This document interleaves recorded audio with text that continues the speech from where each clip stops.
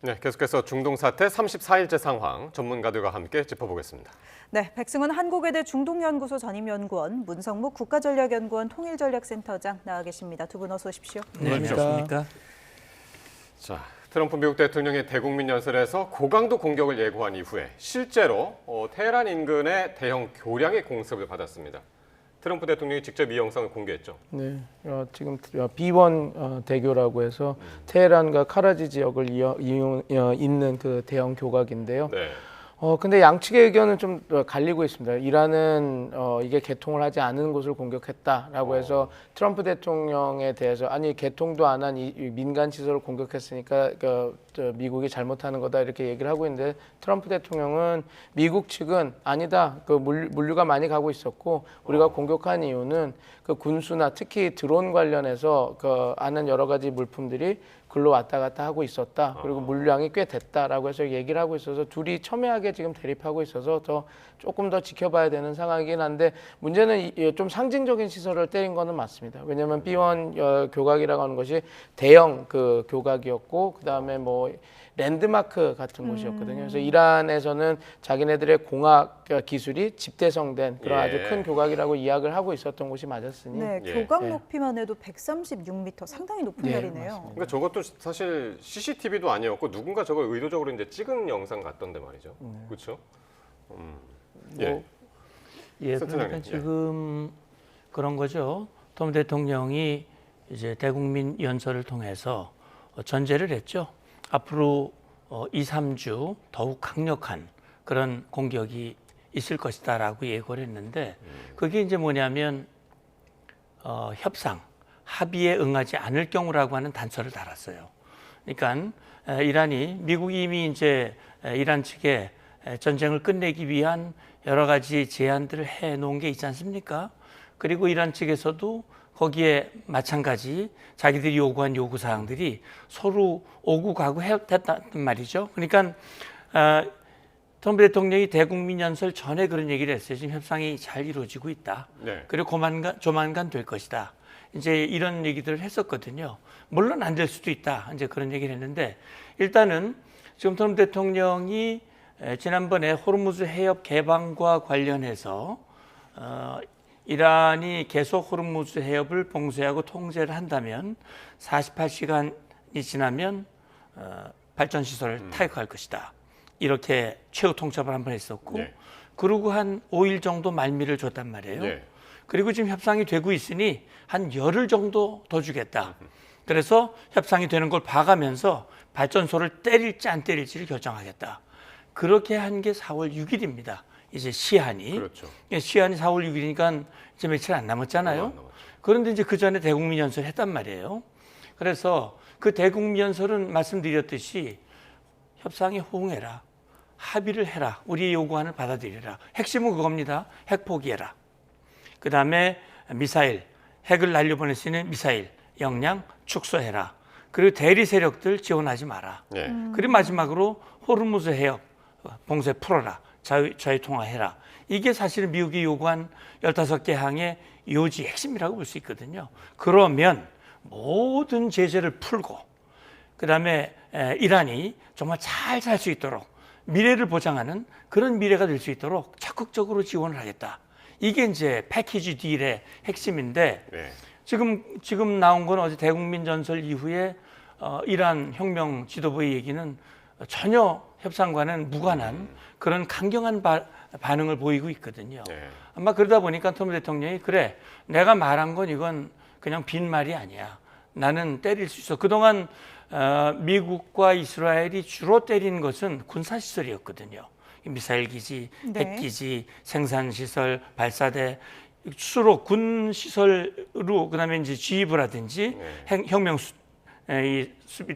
수비대 이렇게 해서 집중을 했는데 이런 민간 기반 시설, 다리라든지 뭐 이런 거는 사실 손 안 대잖아요. 처음이거든요, 어떻게 보면. 그래서 이거는 트럼프 대통령이 이렇게 공개하면서도 아직은 내가 본격적인 공격을 시작도 하지 않았어. 예. 이런 얘기를 했습니다. 네, 이 공격이요. 또 교량뿐만이 아니라 이란에서 가장 오래된 공중보건연구소, 이 파스테르 연구소라는 곳이 공격을 받았다고 하던데 이게 민간 보건시설을 타격하는 건 좀 문제의 소지가 있겠는데요?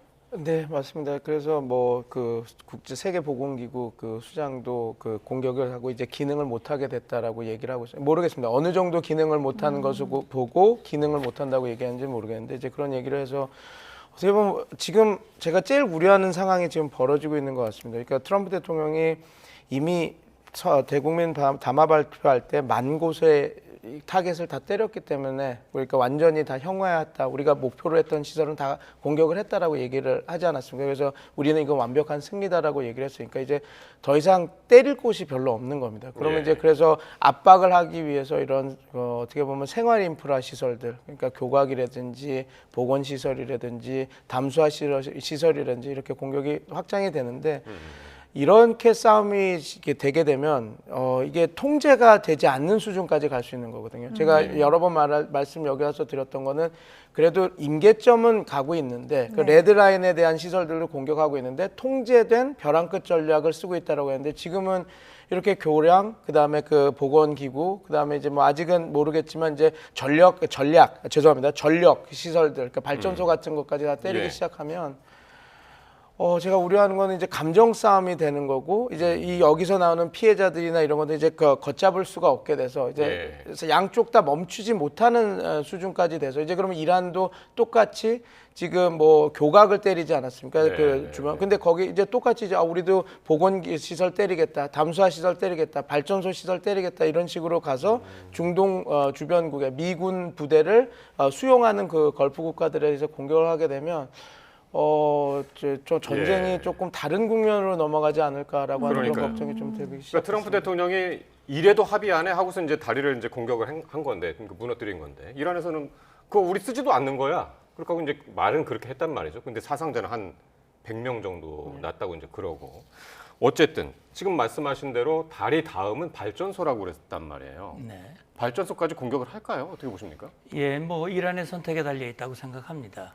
이란이 소위 말하는 협상과 협의에 호응을 한다면 뭐 상황이 달라지겠습니다만 그렇지 않다면 아마 나름 미국 국방부와 트럼프 대통령의 머릿속에 시간표가 그려져 있으리라고 봅니다. 미 국방부나 합참 측에서 발표한 바로는 지금 11,000여 개의 군사 표적을 때렸고 아직 수천 개의 표적이 남아 있다. 이제 이런 얘기를 했습니다. 이란 측도 이란 혁명수비대 대변인이 그런 얘기를 했어요. 미국 정보가 매우 잘못됐다. 네. 우리는 미국이 모르는 곳에 어마어마한 그 무기들을 지금 다 감춰놓고 있다. 네. 미국이 지금 잘못 알고 있다라고 얘기를 하고 있어요. 글쎄요. 예. 저는 뭐 그게 얼마나 사실인지는 제가 잘 모르겠습니다만 어쨌든 그게 사실이라면 저는요 이란이 정말 국민들을 위해서 해놓은 게 무언가 지금 지도부가 예. 결국 국민들은 고통 속에 빠뜨리고 이란 그 화폐가 거의 종이장이 될 정도로 경제를 엉망진창 만들어 놓고 그리고 결국은 수비대의 권력을 위해서 수많은 무기를 만들고 예. 특히 NPT에 가입을 했다는 건요. NPT는 우리도 NPT 가입했지 않습니까? 네. NPT는 우리는 이 원자력을 평화적으로만 이용하겠다라고 약속하고 가입하는 거거든요. 그래서 그 약속을 하고 관련 원자로라든지 이런 기술을 이제 핵보유국으로부터 받아가지고 하는 거거든요. 그러나 이란은 핵 개발을 해왔어요. 이 핵 개발을 해왔다는 것은 핵무기화를 시도한 거죠. 그래서 명백하게 핵무기로 넘어갈 수 있는 다시 말하면 60% 고농축 우라늄을 수백 킬로그램을 가지고 있었고 그거는 사실은 수주 안에 완전히 핵폭탄을 만들 수 있는 그런 거거든요. 그러니까 결국은 이런 위험한 상황을 지금 끌어왔고 끊임없이 또 이 대리 세력들을 이용해서 네. 테러 행위를 하고 많은 사람들을 또 살해를 하고 이런 상황이 그동안 있어 왔기 때문에 지금 트럼프 대통령 글쎄요 뭐 트럼프 대통령의 이 작전에 대해서 가타부타 또는 뭐 이게 전쟁 범죄 행위다 잘못됐다 이렇게 비판 목소리들이 많이 있지만 예. 트럼프 대통령의 연설 내용은 그런 거거든요. 그러니까 이런 위협을 이제 뿌리째 드러나게 거의 목표를 거의 달성했다. 그리고 아직 해야 할 일이 조금 남아있다. 예. 이게 2, 3주다. 저는 그게 무엇일까 지금 생각해 보면 결국은 이란이 얘기했듯이 아직은 지금 숨겨놓은 미사일 드론이 일부 남아있는 것 같습니다. 그렇기 때문에 그걸 가지고 여러 군데 아직은 저항을 하고 있는 거거든요. 예. 그리고 저는 핵심적으로 남아있는 것은 호르무즈라고 생각을 합니다. 예. 그렇기 때문에 지금 미국이 마지막 남은 군사작전의 대상은 호르무즈 해협에서 이란의 이런 그 봉쇄 시도를 군사적으로 물리적으로 제압하는 예. 막 그런 과정들이 남아 있을 거라고 저는 생각합니다. 그러니까 이게 뭐 미국이나 이란이 어느 쪽에 지금 잘하고 잘못하고를 떠나서 일단 이제 전쟁은 시작됐고 트럼프가 일단 다리 가장 큰 이란에서 가장 큰 다리라고 하면서 이제 무너뜨렸고 이란도 그 외 걸프 국가들이 8개 다리를 지금 표적으로 삼고 있단 말이에요. 그 와중에 발전소 그 다음은 발전소다라고 해서 네. 그런데 이란은 계속 반격을 하고 있단 말이죠. 네, 맞습니다. 그러니까 이 와중에 미국이 발전소를 타격을 할 수 있냐 이 문제거든요. 이제 제가 걱정하는 부분이 거기입니다. 이제 네. 마르반드라고 하는 이제 발전소를 이제 공격하겠다라고 그래서 이틀을 처음엔 48시간의 시간을 유예를 했다가 5일 그리고 10일 이렇게 오는데 이제 임계점이 돼서 이제 마르반드를 이제 때리겠다라는 얘기지 않습니까? 그러면 이게 당연히 이란 쪽에서도 그에 대한 공격을 할 거고 이란도 이미 그 자기네들의 그 타겟 리스트에 그 주변국의 발전소들 다 이렇게 이야기를 하고 있으니 네, 네. 이제 그렇게 공격을 해서 또 똑같이 요번에도 교각을 공격을 당했으니 8개 그 쿠웨이트나 요르단이나 요르단도 있죠. 그다음에 저기 UAE나 그다음에 사우디와 바레인을 연결하는 교각을 때리지 않았습니까? 네. 그러니까 이제 이란 역시 신뢰도가 있는 겁니다. 내가 공격을 당하면 똑같이 그렇게 공격을 하겠다라고 나오는 건데 이제 제가 걱정하는 부분은 우리가 좀 합리성이 있다면 이제 그 여태까지 압박력을 높이기 위해서 억지력을 높이기 위해서 서로 이제 통제된 벼랑 끝 전략. 그래서 거의 이거 때리면 위험한데 하는 시설까지 이렇게 때리지만 통제가 됐다면 지금은 제가 볼 때는 통제가 조금 벗어나고 있다라는 게 지금 보이거든요. 예. 지금 저렇게 공격. 그래서 제가 제일 우려하는 부분은 그겁니다. 이제 진짜로 마르반드라고 하는 그 발전소를 때리게 되면 그래서 또 이란이 성공적으로 쿠웨이트나 아니면 UAE나 사우디아라비아의 그 발전소를 예. 때리게 되면 예. 전쟁이 우리가 지금 생각하는 통제된 수준이 아니라 다른 쪽으로 이렇게 벗어나져 버리는 거 아니에요. 근데 트럼프 대통령도 저희가 보면 제가 지금 담화문에 보면 2주 안에 전쟁을 끝내고 싶어하는 욕구가 되게 네. 크거든요. 그건 큰데 지금 어저께의 담화문은 나는 나가고 싶은데 나갈 수 있는 방법을 지금 못 찾고 있다라는 걸 드러낸 담화문이었었는데 이 전쟁을 끝내기 위해서 너무 화가 난 나머지 내가 압박을 해서 끝내겠다라고 하다가 전쟁이 더 다른 국면으로 가지 않을까라고 하는 그 걱정이 좀 점점 들고 있는 상황입니다. 네, 지금 미군과 이란의 이 갈등이 계속해서 이어지고 있으면서 이 A-10 공격기 30대가 지금 집결했다 이런 소식까지 들려왔는데요. 이게 저공비행으로 이제 근접거리에서 지원을 하는 그러니까 지상전이 임박했다는 신호를 여기서 알 수 있는 그런 항공기라고 합니다. 여기에 항공모함 3척, 공수사단 또 특수부대까지 중동에 집결했는데 이런 전력을 놓고 봤을 때 실제 지상전 가능성이 더 커졌다고 봐야 할까요? 예, 그러니까 말씀하신 대로 A-10기는 글자 그대로 근접 지원, CAS라고 얘기를 하는데 이제 지상전을 지원하기 위한 그런 특화된 공격기, A자가 붙는 건 어택이거든요. 어택기라고 하는 것은 지상전 특화된 공격기입니다. 그러니까 좀 덩치가 크고요. 예. 그다음에 속도가 느립니다. 그리고 그 지상을 타격할 수 있는 독특한 무기들을 장착하고 있습니다. 예. 30mm 기관포라든지 이런 것들, 이제 미사일도 있습니다만. 지금 나오고 있네요. 예, 그렇죠. 이 보시고 계시죠. 예. 그래서 그리고 굉장히 철갑이 강하기 때문에 웬만한 수동 대공포에는 좀 견디는 맷집도 좀 있고 말이죠. 그러니까 이게 이렇게 낮게 날면서 탱크나 기갑차 같은 것들을 이제 그렇습니다. 공중에서 파괴하는 그래서 그런 탱크 무기인 거죠. 킬러라는 그런 네. 별명도 워낙 있거든요. 저돌적이라서 지금 별명이 저기 나왔네요. 호응 멧돼지라고. 예, 그리고 이게 네. 오래돼 가지고요. 오래된 이 항공 전투기이기 때문에 그래서 이제 우리 주한미군 A-10기도 사실은 이제 리타이어 이제 퇴역을 하는 그런 항공기거든요. 근데 이게 왜 등장을 했을까? 아까 잠시 보도에도 나왔습니다만 지금 이란이 비대칭 무기를 가지고 전쟁을 하고 있다 이런 얘기를 하고 있잖아요. 네. 저렴한 무인기, 무인 고속정, 그다음에 뭐 이런 아주 저렴한 것을 집중으로 날려보내면 예. 뭐 패트리어트라든지 이런 걸 가지고 또 요격을 하면 엄청난 비용이 발생을 하고. 재래식 무기는 재래식 무기로 대응한다. 그렇죠. 뭐 그런 거네. 그러니까 지금 미국이 전투기물 F-35라든지 뭐 고성능 전투기가 많이 있거든요. 스텔스 전투기. 예. 그러나 그걸 가지고 드론을 잡거나 뭐 무인 수상정을 벌떼 공격을 하는 그런 무인 수상정을 잡기에는 너무 맞지 않는 무기거든요. 그러니까 집결시키고는 있지만 한 10년 넘게 뭐 이라크라든지 아프간에서 이미 썼던 무기들인 그렇습니다. 거네요. 그래서 저는 이게 왜 들어왔을까 생각해 보면 결국은 호르무즈 해협에서 이 호르무즈 해협 봉쇄를 위해서 이란군이 사용하는 이란 혁명 수비대가 사용하는 드론이라든지 작은 선박이라든지 해안에 직결되어 있는 해안포라든지 예. 숨어 있는 그런 동굴진지라든지 이런 것을 샅샅이 찾아다니면서 타격하기 위한 그런 목적으로 원래 12대였는데 18대를 더 증파를 했거든요. 네. 그러니까 이 호르무즈 해협에서 그다음에 이것뿐만 아니라 아파치 헬기 들어왔습니다. 아파치 헬기야말로 그야말로 대전차 헬기거든요. 그러니까요. 탱크 잡는 탱크 킬러입니다. 예. 그래서 적어도 지금 호르무즈 해협의 개방을 위해서 두 가지 접근을 하는 거거든요.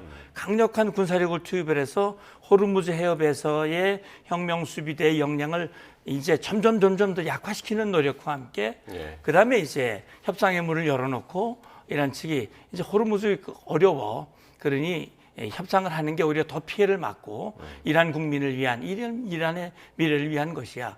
이런 판을 지금 만들기 위한 계획이라고 보는데 그럼 지상전을 할 것인가 하는 문제입니다. 그래서 트럼프 대통령이 2, 3주라고 그랬거든요. 2, 3주. 이게 전쟁을 끝내는 방법이 두 가지가 있습니다. 첫째는 합의에 의한 방법입니다. 그런데 지금은 합의가 될까 하는 생각이 더 많잖아요. 네네. 그런데요, 최근에 페제스키안 대통령이 미국 국민을 향해서 서한을 냈거든요. 그리고 그전에는 또 EU 의장하고 통화도 했어요. 그러면서 미국에게 딱 그 요구한 게 그겁니다. 첫째, 공격을 중단해라. 둘째는 이 공격이 재발되지 않도록 장치를 마련하면 우리도 전쟁을 끝내기 위한 준비를 하겠다. 예. 그래서 뭐 이런 해석을 하는 분들도 있더라고요. 베제스키아는 그건 온건파고 그렇기 때문에 혁명 수비대가 그걸 용납하지 않아. 예. 그래서 이중 목소리를 내는 것이고 뭐 심리전 선전술의 일환일 수도 있어. 그런데 어쨌든 간에 지금 지상전은 2, 3주라고 한다면은 이 지상전을 하기에는 이게 너무나 시간이 예, 없는 촉박합니다. 거죠. 예, 그리고 지금 또 외교 일정으로 보면 트럼프 대통령이 5월 중순 베이징을 방문하도록 돼 있거든요. 네. 그래서 제가 볼 때는 글쎄요, 아까 이제 발전소 타격 얘기가 나왔습니다만 이게 과연 미국이 이 목표를 타격할 때는 그 타격을 통해서 얻게 되는 효과, 또 입게 되는 피해, 예. 부정적 영향들을 같이 계산을 하면서 아마 할 겁니다. 지금 트럼프 대통령이 연설에서 그런 얘기를 했거든요. 목표는 거의 달성했다. 조금 남았다 그랬기 예. 때문에 이제 명분을 어느 정도 확보하면 합의에 의한 전쟁 종결이 아니라면 그냥 일방적으로 선언하고 빠져나오는 방법도 있다고 생각합니다. 네. 알겠습니다. 어쨌든 미국 트럼프 대통령은 2, 3주 동안에 극도로 강하게 이란을 타격하겠다고 그랬고 실제로 타격을 하고 있고 그런데 이란의 반격도 만만치 않단 말이에요. 특히 미국의 빅테크 기업들을 타겟으로 삼겠다 해놓고 진짜로 아마존을 이란이 주장하기로는 날렸습니다. 아마존하고 오라클인가요? 네, 오라클. 예. 그 미국이 받을 타격은 어떨까요? 모르겠습니다. 미국 입장에서는 이게 미국 본토에 있는 그런 회사를 만든 게 아니라 지금 그 걸프 지역에 나가 있는 그런 그 자기네들의 그 지사로 나가 있는 시설들이 맞지 않았습니까? 아마존은 그래서 바레인에 있었던 있는 거고 데이터 네. 센터를 오라클은 만든 두바이. 두바이 이렇게 해서 맞은 거라서 예. 아마 그 충격, 그 본사에 대한 공격은 아니고 그 지사에 나가 있는 것들은 이제 지금 UAE나 바레인이나 사우디아라비아나 이런 모든 국가들이 지식센터라고 해서 거기 이제 해외 유수의 기업들을 받기 위해서 들어와 있어서 뭐라 그럴까요? 그 업무들이 좀 제한적입니다. 그래서 거기를 공격하는 것은 큰 타격이라기보다는 좀 상징적인 것. 근데 네. 아마 이게 미국의 위협이 되기보다는 걸프 국가들이 좀 힘들 겁니다. 왜냐하면 걸프 국가들은 그 지식센터들을 해서 자기네들이 허브 국가가 되고 싶어 하는데, 그러니까 예. 지식과 IT의 허브 국가, 뭐 물류의 허브 국가가 되기 원하는데 지금 이렇게 공격을 당하면 어느 기업이 안전하지 않은 곳에 투자를 하겠습니까? 그러니까 이건 미국의 피해보다는 이제 주변 걸프 국가들이 더 피해를 보는 거가 아닌가 이런 생각이 들고, 결국은 이것은 그리고 이 기업들이 지금 소위 말해서 AI 기업들이 자기네들에게 이란에 대한 공격을 하는 그 여러 가지 정보들, AI나 이런 것들 정보들을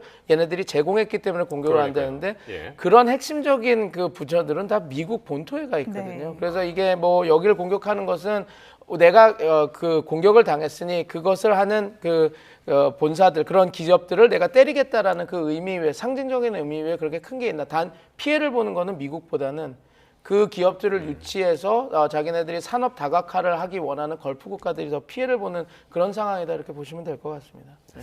네, 이 빅테크 시설에 이어서 또 쿠웨이트 정유소, 또 쿠웨이트 해수 담수화 공장에 대한 이란의 공격도 이어졌습니다. 쿠웨이트는 이제 식수의 한 90%를 이제 해수 담수화 시설을 통해서 의존하고 있기 때문에 인지를 잡은 게 아닌가 이런 생각도 좀 들어요. 네, 그러니까 이제 이란의 대응 방식이 이제 그렇게 나왔죠. 2월 28일 이후 미국과 이스라엘의 공습을 받은 이란의 대응은 기본적으로 뭐 이스라엘을 향해서 쏘기도 했지만 사실은 오히려 미사일과 드론은 아랍에미레이트에 제일 많이 이제 예. 날려보내지 않았습니까?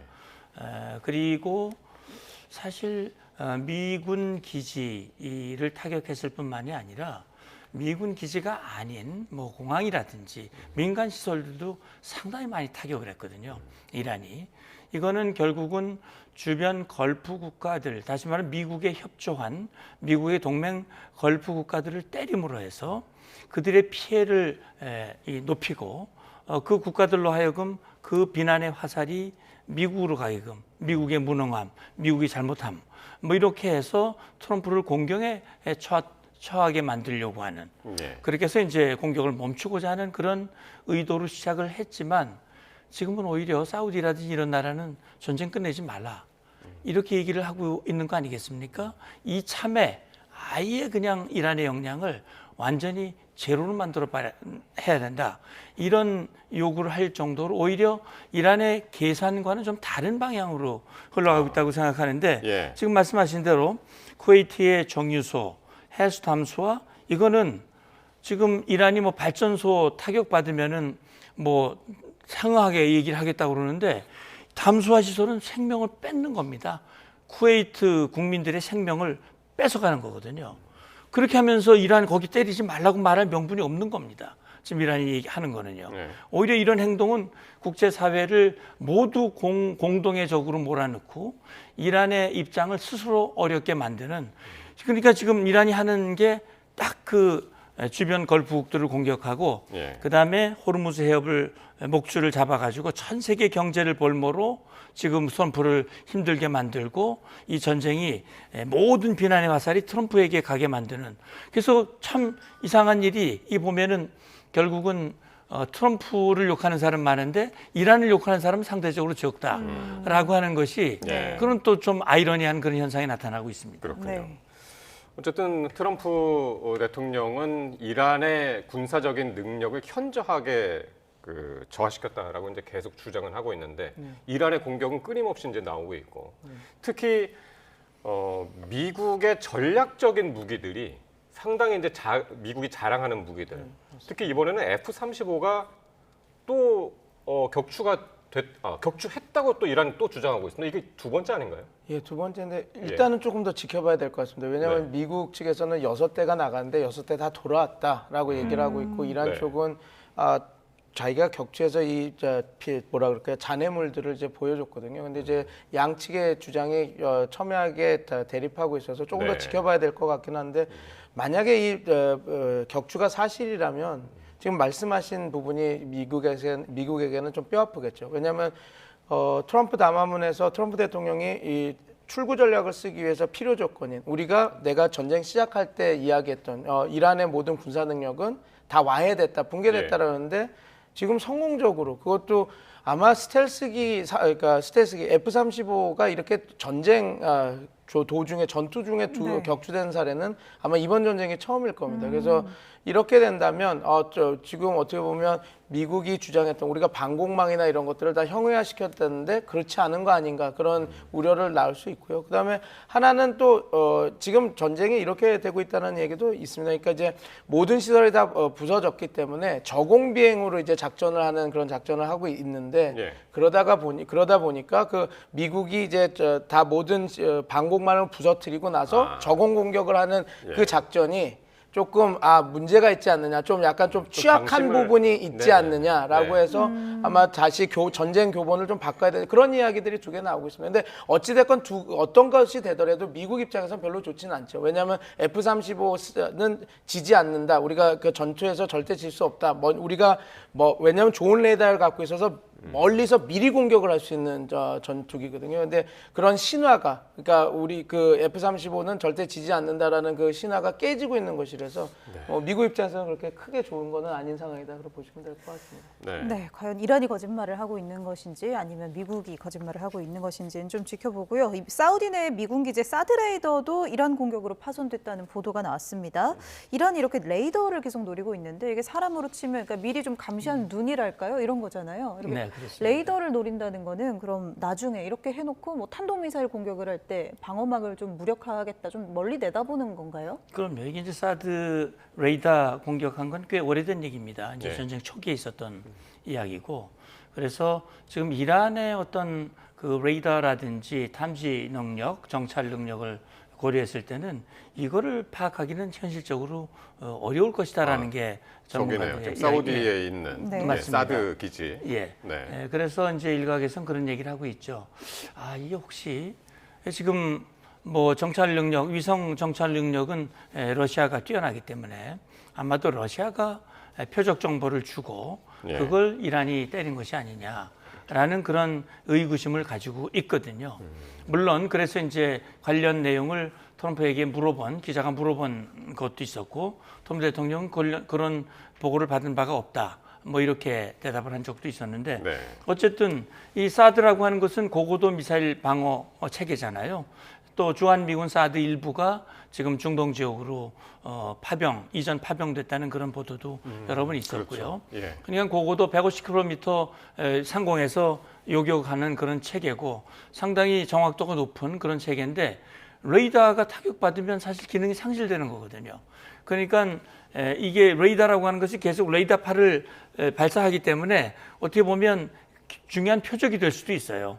그런 차원에서 지금 이제 이란이 이런 타격을 하는데, 지금 보면 그런 겁니다. 아까 F-35 얘기도 나왔습니다만, 네.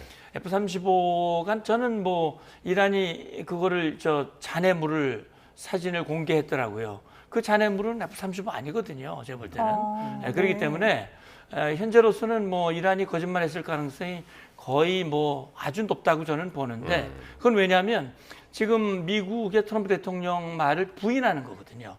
그리고 혁명수비대 대변인 말한 대로 미국 정보력 엉망이야. 우리는 엄청난 능력을 가지고 있어. 그러니까 트럼프 너 전쟁 빨리 끝나고 싶어 하지. 우린 절대로 안 끝내. 라고 하는 걸 보여주려고 하는 거거든요. 그래서 적어도 이 전쟁의 주도권은 우리가 가지고 있어 라는 것을 보여주기 위해서 말로도 하고 이런 식으로 이제 F-35도 때렸다 뭐 했다 이런 식으로 지금 우리의 능력이 이제 강하다는 걸 보여주는 건데, 하여튼 중요한 건 뭐냐면 전쟁 초기에 비해서 예. 이란의 대응 수위와 이 빈도와 이런 것들이 현저히 줄어들었다라고 하는 것은 분명해 보입니다. 알겠습니다. 그러니까 지금 앞으로 이란이 혁명수비대가 말한 그것이 얼마나 행동으로 옮겨지는지는 예. 한번 보시죠. 어쨌든 어느 순간에서부턴가 이제 미국하고 이란 간의 이제 전쟁이 자꾸 이제 눈에 띄고 있는 와중에 지금 이제 이스라엘도 이제 계속해서 이제 이런 공격을 하고 있습니다만은 헤즈볼라하고도 이제 격전이 이루어지고 있고. 근데 이런 얘기도 있습니다. 이스라엘이 이란 최고 지도자의 외교 정책 고문으로 알려진 인물을 겨냥한 암살을 시도했다. 그런 주장이 나와서 이건 어떤 의도가 있는 건가? 라는 의문들이 많습니다. 어찌됐건 이스라엘은 계속해서 이 전쟁이 유지되고 있는 한 이란을 계속 흔들려고 하고 있거든요. 네. 그러니까 이스라엘도 인정을 했습니다. 이게 정권 교체, 정권 붕괴는 어렵다라는 건 이미 알고 있지만 우리가 할 수 있는 모든 것을 다 동원해서라도 이란 정권이 이 전쟁 과정에서 무너지면 좋겠지만 뭐 무너지지 않더라도 이 전쟁이 끝나도 다시는 복귀하지 못하게 만들겠다라고 하는 게 그 목적이거든요. 그래서 지금 어떻게든 지금 이란의 수뇌부에 대한 암살도 진행되고 있고 이란 수뇌부가 갖고 있는 모든 외교적, 정치적, 그다음에 군사적 역량들을 계속 없애려고 지금 하고 있죠. 예. 그런데 저는 이 이야기를 듣고 한 가지는 좀 확실해진 거 아닌가 싶습니다. 그러니까 네. 뭐냐면 우리가 모스타바가 죽었다. 그래서 막 크게 다쳤을 거다 하는데 모스타바의 지금 외교 전략통을 지금 네. 어떻게든 사살하려고 한 거 아닙니까? 그러면 만약에 모스타바가 죽었다면 모스타바의 그 자문 역할을 하고 있는 사람을 사살할 이유가 없겠죠. 그래서 제가 볼 때는 지금 모스타바가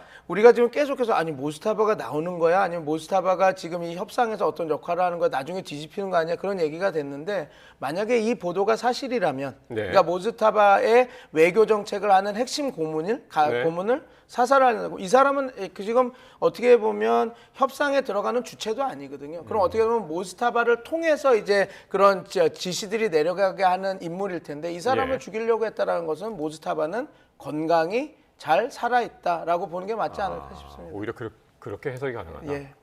네. 이 모즈타바의 외교 정책 고문으로 알려진 인물에 대한 암살 시도, 이 인물이 이제 카라지 이란 외교 고문인데 어쨌든 이런 개혁파라던가 뭔가 좀 협상에 좀 가까운 선택들을 하는 인물들을 암살하려고 하는 시도, 아무도 협상 테이블에 못 앉게 하려는 그러니까 이게 그런 조금 건가요?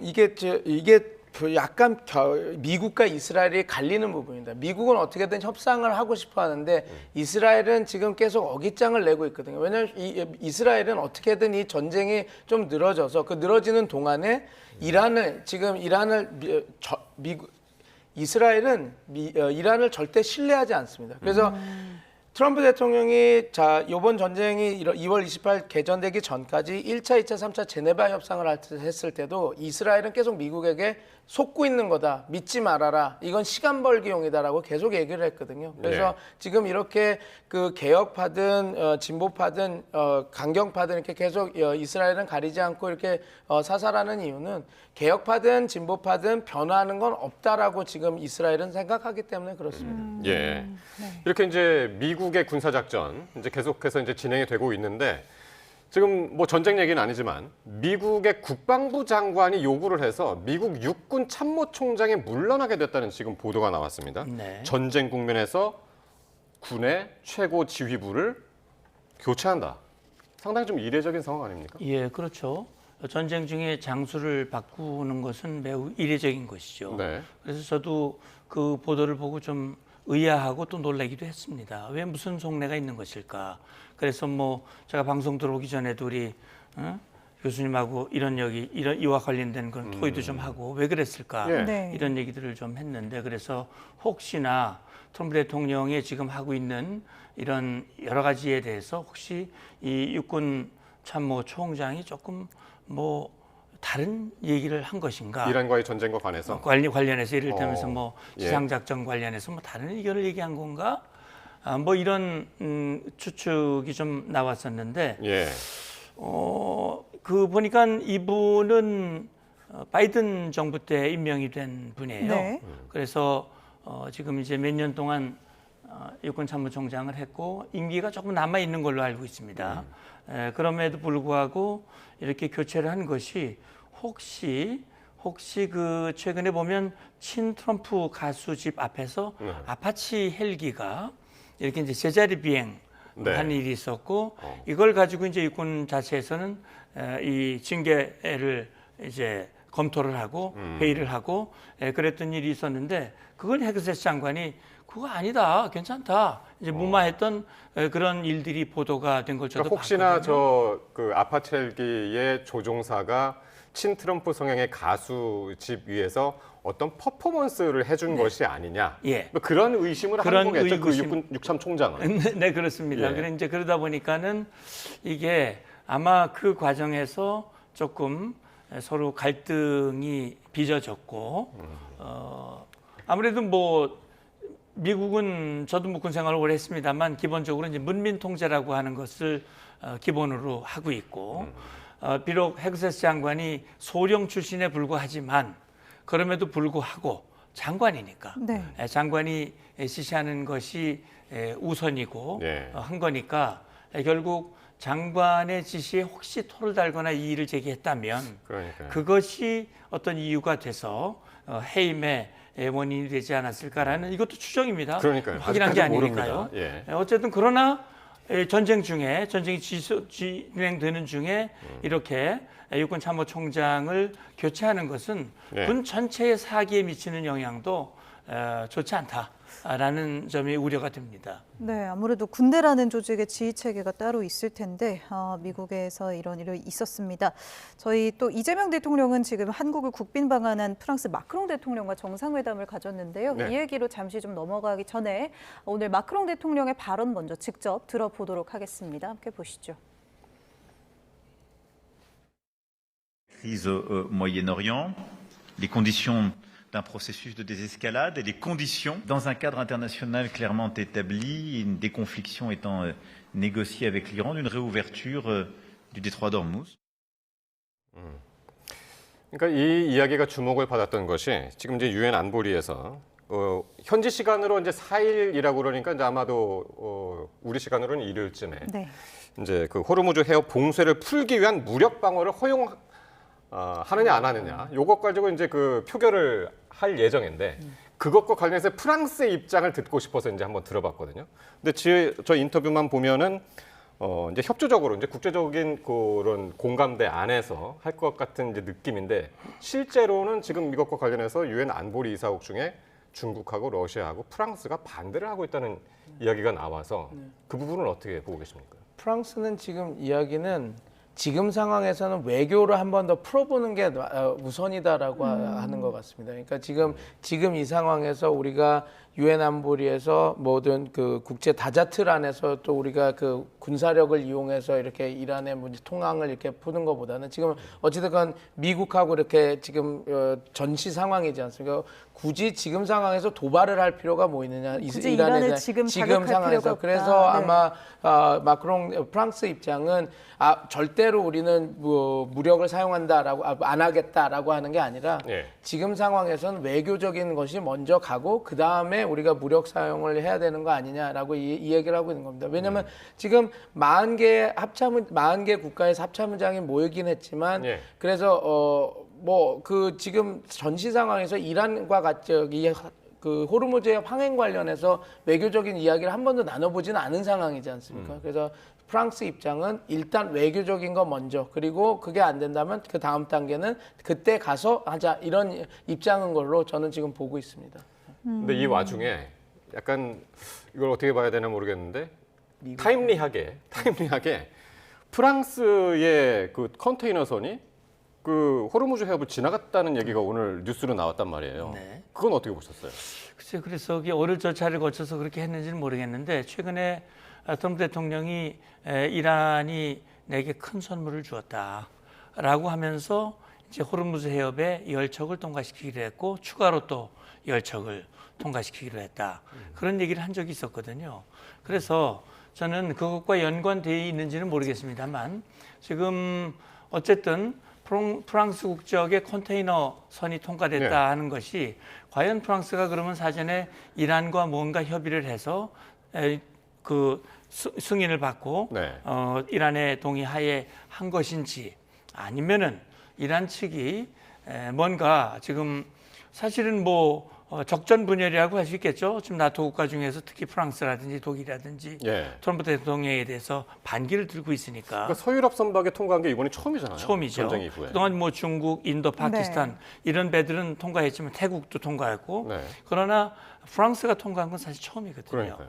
그래서 어떻게 보면 또 이란이 프랑스가 미국 편 안 들고 계속 좀 이렇게 상황을 이렇게 하는 거에 대해서 땡큐 그래가지고 한 것인지 아니면 이걸 좀 분열을 좀 더 부추기기 위해서 한 것인지 예. 그거는 잘 모르겠습니다만 어쨌든 좀 이례적인 상황이 있는데 이란이 좀 더 좀 폭넓게 그렇게 해서 이걸 좀 열어주면 오히려 이걸 열어주면 이란이 국제사회로부터 더 지지와 인정을 받을 거고 오히려 불법적인 그런 뭐 돈 받고 하는 이런 행동을 계속하면 국제사회가 그래 이란 잘 때렸어. 전 정말 언젠간 손을 봤어야 되는 거 맞았어.